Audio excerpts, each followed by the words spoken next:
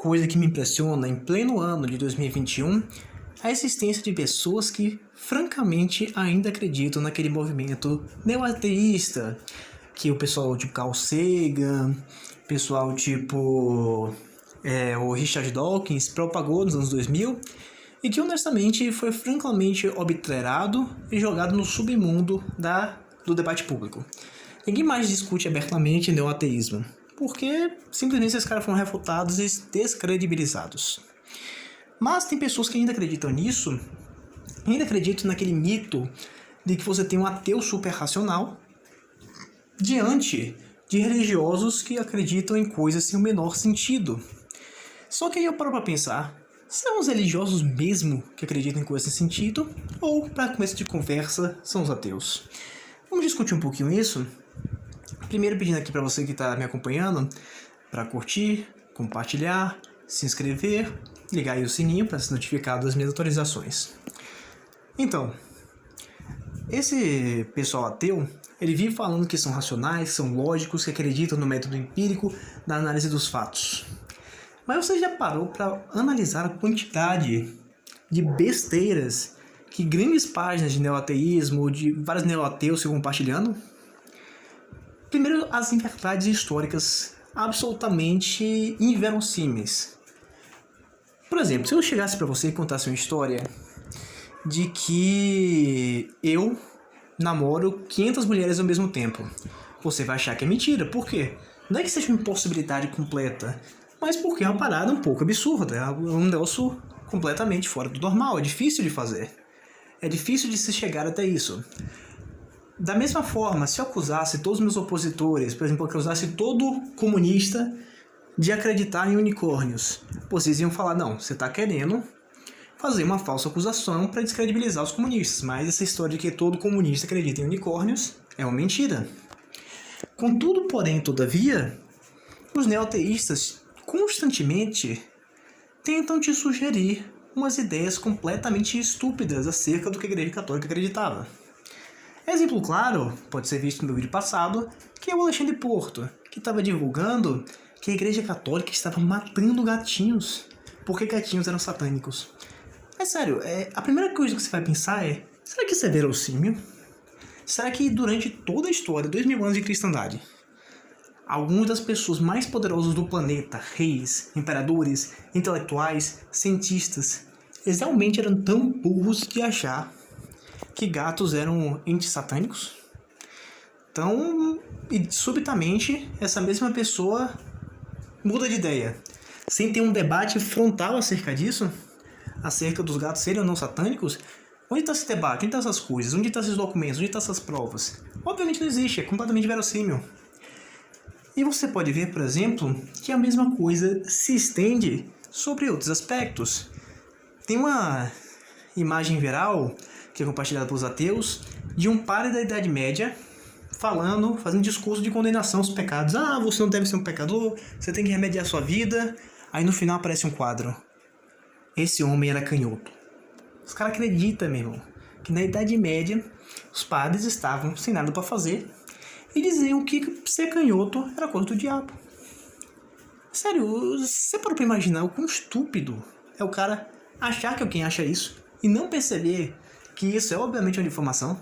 É a mesma coisa que eu dizer que todo comunista acredita em unicórnio. Não é verdade. É implausível. A não ser que você tenha uma prova concreta disso, a melhor coisa é não acreditar. Mas ninguém chega e te apresenta a prova. Não. Essa é a bula papal condenando os canhotos. Essa é a parte da Bíblia dizendo que canhoto é tudo desgraçado. Não, os caras não fazem uma coisa dessas. Idem também para alguns mitos mais comuns que acho muito difícil a pessoa não aprender na escola. De que a Igreja Católica considerou que indígenas e negros não tinham alma. Aí você faz aquela pergunta extremamente básica para a pessoa. Se indígenas e negros não tinham alma, por que a Igreja Católica obrigava todo o Estado a levar missionários para converter indígenas e negros? É sério, como é que se converte uma pessoa que não tem alma? Você converteria uma pedra? Você já imaginou, já viu o padre batizando uma pedra para dizer que a pedra é cristã? São Pedregulho? Não, só faz sentido batizados, conversões, e sacramentos para quem tem alma. Assim como o pessoal ignora que poderia fazer uma pesquisa simples no Google. Existem santos negros? Porque, óbvio, se você tem santo, significa que a Igreja Católica reconhece que esses caras têm alma. E aí você pode pegar um documento interessante que são as conferências de São João Cassiano, um documento do século IV, onde o cara foi procurar os monges mais respeitados da Igreja Católica para entender sobre a mística católica. Um desses monges era ninguém menos de São Moisés, o que eles chamavam de São Moisés o Negro. Então, como é que o cara pode ser santo e não tem alma ao mesmo tempo? E os caras falam isso e acreditam. Aí depois dizem, não, meu ateísmo é porque eu acredito no iluminismo e nas verdades. Cara, não tem nenhum iluminismo nem uma verdade. Você é ateu para começo de conversa porque acredita em um monte dessas pataquadas históricas que fazem o cara perder a simpatia pela Igreja Católica de uma forma completamente merecida. Uma coisa que também as pessoas falam bastante é sobre o Tribunal da Santa Inquisição. Eu me pergunto hoje em dia como é que o pessoal acredita que a Santa Inquisição fez tanta coisa.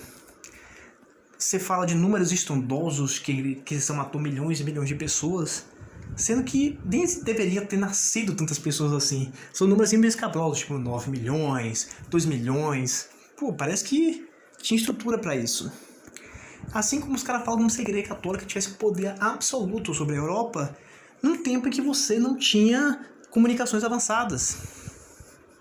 Então me diga, como é que um cara, um só homem, o Papa, conseguiria garantir que todas as pessoas da Europa inteira só falavam doutrinas verdadeiras, sem internet, sem sistema de transporte? Então, se hoje em dia que a gente tem essa tecnologia toda, que as grandes big techs, as grandes empresas de tecnologia, os grandes estados estão aí lutando para garantir que todo mundo só fala as coisas de acordo com o politicamente correto, imagine como é difícil era fazer isso na Idade Média.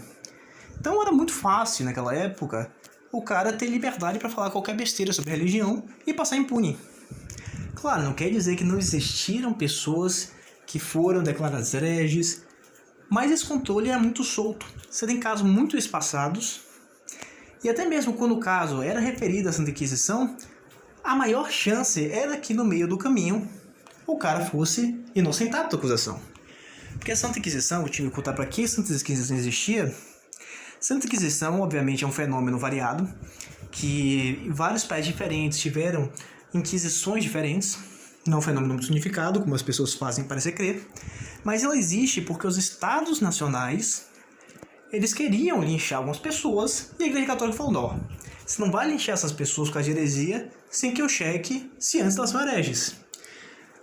E aí, eles faziam análise e usualmente liberaram o cara. E vale lembrar, mesmo se o cara fosse efetivamente um herege, quando o cara era herege mesmo, a Igreja Católica ia colocar um padre, algum responsável, inquisidor, bastante santo para discutir com o cara e tentar convencer. Você já imaginou, em algum tribunal moderno, o cara cometeu um crime, vamos dizer que o cara cometeu um crime de racismo. E aí os caras chamam o intelectual antirracista para discutir com ele, para o cara ser inocentado? Claro que não existe isso. A Inquisição queria que o cara fosse inocente mesmo.